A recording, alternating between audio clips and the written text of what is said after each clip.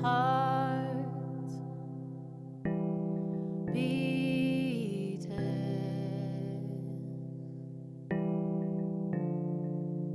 blood moving,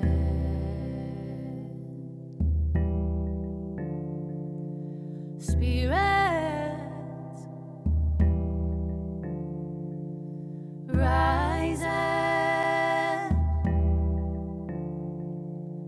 laying down these burdens. We had it all along. The road to freedom is uncertain, but all those hard times won't take us down. No, no. These walls, the back and forth, walking these halls, we need a reason to trust. Shed the light now. Breathe it in.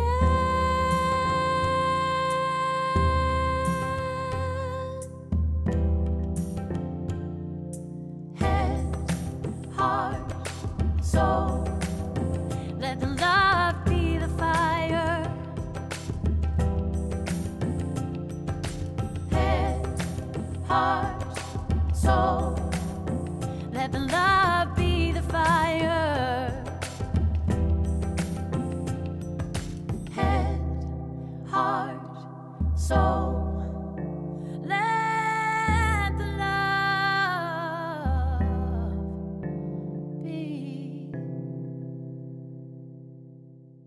You can't force anyone to do anything, and it's until that person decides that they really want to better their life and make things different, they have to decide. You're not going to talk an addict into anything. And most addicts understand, but they can't go cross that bridge.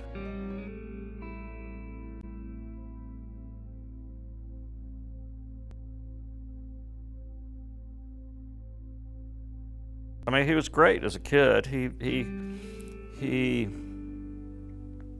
was very outgoing. We'd go ride bikes, go different things. He liked to ski. We went skiing together. He liked playing video games, like all kids. When he got a little older, he did have a kind of an obsessive compulsive disorder, which he'd have to touch things twice. He didn't have a lot of self-esteem. When he got older, you could kind of tell that he didn't have the self-esteem that he should have. He was a very nurturing kid with his brothers and his sisters, and then he just got older. It was probably I'd say it was the 9th grade that I think he was introduced to some sort of drugs. He said he couldn't drink. He was worried about drinking because he had relatives that were AA, alcoholic. So he always said that he didn't drink because was worried that he would get addicted to that. It all started with pills, which ultimately led to the heroin. And all this is going on, and his younger brother, who's 18 months younger than him, and there's a grade between them, and then there's 3 years between my oldest daughter, and then another 18 months essentially from the youngest. And she's almost 6 years younger than him. So when he's 16 and she's 9, it's hard to get a grasp of what's going on. We went through the council, which is the Council on Alcohol, and here in Houston, and they had an in-house IOP, in-house program we went to and that just didn't work out very well. So he went to this place near Athens, Texas, that's for kids, and they have a school there. Sundown Ranch was the name of it. He was there for 3 or 4 months, and you thought things were going to get better after that, but like all addicts, it goes like this. It might be that it's you go down and you up, and it's just things are going, and you hope it's going to work out, and you pray it's going to work out, and then you can get that trail back down. 1 month to 3 month treatment is a model that is a failure, if you ask me. The real treatment that you can get someone sober and keep them sober if you keep them in a non-normal environment. I mean, it's just an isolated environment. It's not real life. And then when you get back out to real life, you expect them to live like they did, that they were in treatment. It's a joke. Most of them can get you stopped, but it's after the fact that's the problem. But the after the fact, you're not going to find it because there's no money in it. Insurance doesn't pay for that. It's not a medical issue. So all the people that run into this business are on the front end, where there is insurance and government money. And then also it takes the individual to really participate. And my son would participate for some, and then he'd go along and it seemed to be going okay. But if things didn't go exactly how he thought it in his head, and the road gets tough, that's when it would start to fall apart. He got pulled over, and he didn't have any real drugs in his possession, but I think there were some syringes in there that had been used, and so they had heroin in it, and you basically have to have a minute amount, a trace, and that is, that's the felony, that's where the felony came from. He went to jail for 6 months in a drug program. You can't leave, you can't do anything. It's just kind of a forced, it was a program they had. A court sentenced him to it. As you know, a lot of drug addicts then, he ended up doing okay in high school, but then he fell back off the wagon. He did not graduate, then ultimately got his GED, but now the conviction, even though it was non-violent, non-sexual related, no guns, no burglary, none of that stuff, it proved to be a real impediment in getting a job, which is unfortunate for anyone that's had issues like this. One DWI, I wouldn't go bail him out. There were several times when I didn't bail him out. And he went to several other rehabs and sober livings, and there's lists this long of sober livings and rehab and different things. He had some depression, there's no doubt about it, and had a couple of doctors say that. The doctors say, okay, you're depressed or whatever, and they gave him drugs to help with that. And at times he'd use that as an excuse. Well, I'm depressed, or I'm this, and then I think that he convinced himself that, well, I can't live without these drugs. And then I'm not convinced that sometimes he didn't fake it and get drugs from the doctor and maybe go sell them. Hindsight's always 20/20. He had a couple of jobs, tried to do college at one point. It's just, nothing ever could get past a short period of time. And then there was always that reason that it couldn't work. There always seemed to be, with Kendrick, he'd get to a point and he couldn't push through. And that's when he would just give up, or it's too tough, or someone else's fault. That was the hardest thing, is that he wouldn't take ownership. You want to blame everyone else. He had gotten sober at one point, and then had a doctor here, and they did the Suboxone treatment. And that worked for a while, and then I kind of got the feeling that maybe he was selling that Suboxone and going back, onto heroin. The problem with methadone and things like that is all you're doing is substituting one drug for another. You're not dealing with and that goes back to where a lot of addicts, the addiction is sometimes you think, a symptom of some other issue. So until you get that figured out, how do you ultimately stop it? The drug issue is more of a symptom of a issue that really needs to be addressed. Yeah, my son knew several kids that had died. And he started to try to reconnect with some people, and he'd go, I talked to so-and-so, and he's doing great, he's been sober for 2 years, blah, blah, blah. I'm gonna go see him, I'm gonna talk to him. But he connected with the people who he had gone to the sober living program, and that's how he ended up in California. One of the conversations I had with my son right before he left town, California, was that, and it was very heartfelt. I believed him. Conversation. He just said, "Do you think I want to?" And this is when we're kind of going down the tube. He goes, "Do you think I really want to live like this?" And he started, crying and complaining. "I don't want to live like this, but I can't help it." And telling me that I didn't understand and couldn't and would never understand where he was coming from, that he didn't want it, but he couldn't stop it. And he told me that I don't understand and will never understand what he means by not being able to stop it. And you've thought about it, and from a logical standpoint, when you're taught to be logical, I guess, it's just, you go, how can someone, why can't you just quit and get that out and you could stop? But it's something that takes hold. And he's right, I don't understand. I understand more, but I don't understand completely, because I'd never been around. My parents didn't drink. So if when we're growing up, if you want something to drink, don't go to my house, because there's no bar to steal. And so it was difficult to kind of understand that. He was living with a guy out there who had graduated from a sober living facility.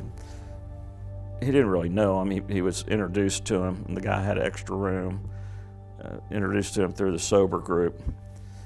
So he had been out in California, and we were talking about how he wanted to come back. One of the things was that when he got heroin and started was at these treatment centers, he didn't see his sisters or his brother, and he didn't see his mom either for a while. But he probably hadn't seen them for 2.5 or 3 years. He did see his little sister, and so and part of that was, it made me mad at times, because I tried to get them together when he was doing well, but they weren't ready for it. And I understand it, because it's just, I dealt with it, I was with them always, but I know that their fear was to try to get this relationship back going again, and then it falls apart, which it has in the past because of drug. And so I get that. And he knew that they loved him very much, and he loved them, but he knew from a intellectual, when I talked to him on an intellectual basis, that I said, you can't do this, because all this has been going on, and you just can't shove yourself back in there. It's going to take time. And I said, but the only way that you're going to get there is if you stay sober, or if you're sober and you don't do drugs. And he knew that. He understood it, and he also accepted it until the emotional side took over. He said he wanted to come home, that he didn't want to be in California anymore, that he wanted to have his family back. Since he hadn't seen his siblings in a few years. Then he said that he talked to, Taney, my ex's mom, and had several conversations with her. And then he just said he wanted to come back home. And I said, look, that's great, you can come back home, but you're not living with me. We're done with that. And you need to figure it out. And he had called couple times. I said, look, I've been working on it. He said, I've talked to so-and-so. They might be able to. He was telling me who he talked to and how he was trying to make plans to come back. Just wanted to know that I would be supportive. I said, yeah, I'm supportive. I said, but you know what the rules are. And he goes, yeah, I know that. That's fine. I just wanted to tell you what I wanted to do. I told him that, if he got it all figured out and he had it all taken care of, truly taken care of, and, could show that he did that, then, I could get him. I said, I'm not going to fly you back, but I'll get you a Greyhound bus ticket and you can ride back. It was a Sunday night, and I had actually, gone to bed, and I got a knock at the door, and so my dogs were barking, so I went to the door and I saw a police car outside. I also saw 2 cops at my door, and my first response was I started laughing. I said, and in my mind I said, this is so great. I get to open up the door and I get to tell these guys, he doesn't live here, he's in California. But no, it was 2 cops, and they asked if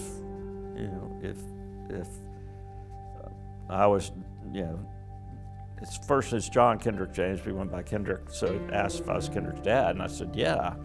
And then that's when they said, well, we're sorry to inform you that, he passed away in Los Angeles, and had the number for the coroner and whatever in Los Angeles, and gave it to me. And they said they were sorry, and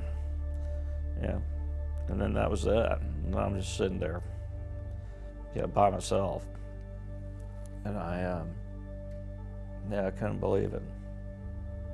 I was in shock, having to go to LA, to clean out. And I went to clean out his apartment, and he had never been there or anything. And it had been left. And so I had to get a letter, from the coroner, from the police department, that gave me the right to take down the tape and to enter into there. But it was left exactly, and there was some blood on the floor and some other, liquid. Obviously bodily fluids, from when he passed away. So you're going in there, and, you're cleaning this up, and you realize, what you're cleaning up.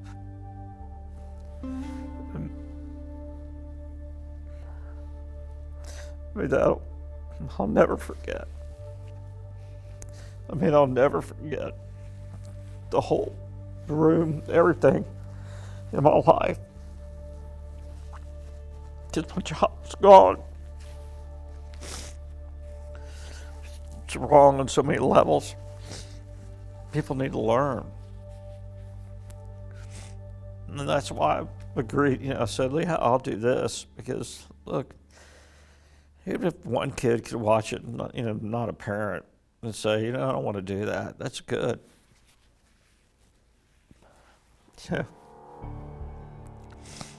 Even if you don't like your parents, don't do things to die. So, or get help. Try to get help. This is how he comes home when you're use heroin. So now I have a boy in a box. Which is, you never think it's going to be like that. Have 3 other kids, and we're going to spread his ashes, but I have one that lives in Charleston, and my girls are in college. It's just getting everybody together. So we haven't done that yet. I don't care how much you think about the possibility of it happening. And when it does, it's different. He was 27 when he passed away, and he had been doing heroin, on and off for the prior 7 years. It had been going on a long time. Yeah, I think my son truly did not like who he had become. Well, he told me that, so. But it was just, insurmountable to overcome that, obviously. There's always the thought, and the next thought is, their mind spinning, how do I get drugs? And then it becomes, that's got to be your focus, because you need it to survive. Which, if otherwise you go through some horrible withdrawals. And the whole criminal justice system, you don't want to get me started on that, but it's not set up to deal with any of this at all. I mean, the war on drugs is very profitable. With the psychiatrist, whatever, they get some medicine, they have to give you a drug test, and I got a bill for a drug test. And this is a simple drug test, and I think it was $1,400. And getting that changed is going to be hard because of the inordinate amount of money involved. Everybody asks about guilt or things like that. And I don't have any guilt for what I've done. I mean, he lived with me. I did everything I could, and enabled at times, but was very strong at others. My guilt comes from the fact that it's like the cop coming to the door. You'd worry about that. You'd worry about the phone call. You'd worry about, I'd worry about him doing something and dying, which he died many times in my mind. But now I don't have that anymore. And so I don't have to worry. So it's almost a guilt. So I feel guilty that I don't have to worry that anything's going to happen anymore. So where you go, I'd much rather have him here, but I don't miss that fear, that living in fear. And I feel guilty about that. And when he's out and on the streets and attic, and you don't know where he is, what's going on, but you know what he's doing. The fear is always that the worst is going to happen. But now it's all this, apprehension and fear and stress is off your shoulder, but it's only off your shoulders because something terribly awful happened that you were worried about the whole time.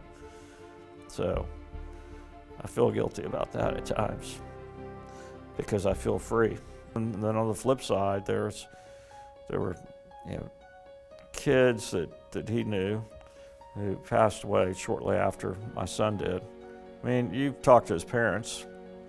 AJ was at Kendrick's funeral, and they weren't great friends, but they grew up together, went to different schools. He was in between my younger son Keller and Kendrick, and they played on baseball. Well, AJ played since he was in between, I think, on Kendrick's team once and on Keller's team once. I saw him at my son's funeral, and also AJ, and then a month later, 5 weeks later, and found out that he passed away. And it's weird. I was looking through my texts going back because I still have them. Just heard, this was 2 months ago, about this girl who passed away. She was younger, so she was maybe 25, just passed away. And I was going back through my texts about around the time my son's funeral, and there I had a text from this girl I just recently heard passed away, saying that she was sorry about Kendrick, etc. And the last I heard about her, she had been doing great and was sober. And I just heard she was passed away, and within a few weeks I was texting through, and boom, saw I had a text from her. It's things like that. It's just bizarre. And I just, I don't know if they just don't go into it and they don't understand the reality. But then after you have people around you that die, how do you not understand? It's just, you're like, wow. I mean, there's a lot of kids. Hearts beating,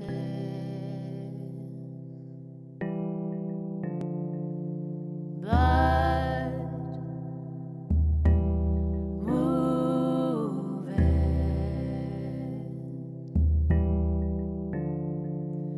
spirits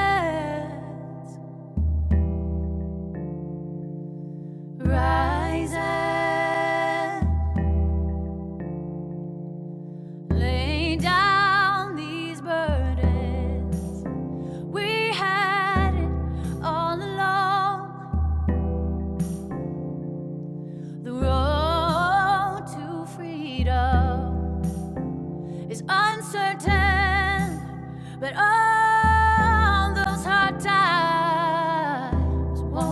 us down. No, no. These walls, the back and forth, walk in these halls. We need a reason to trust.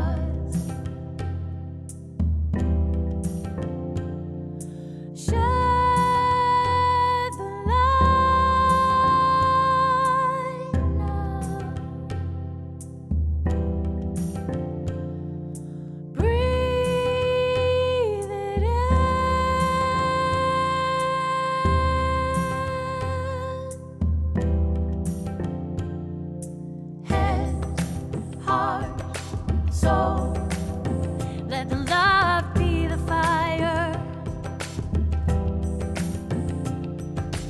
Head, heart, soul, let the love be the fire. Head, heart, soul.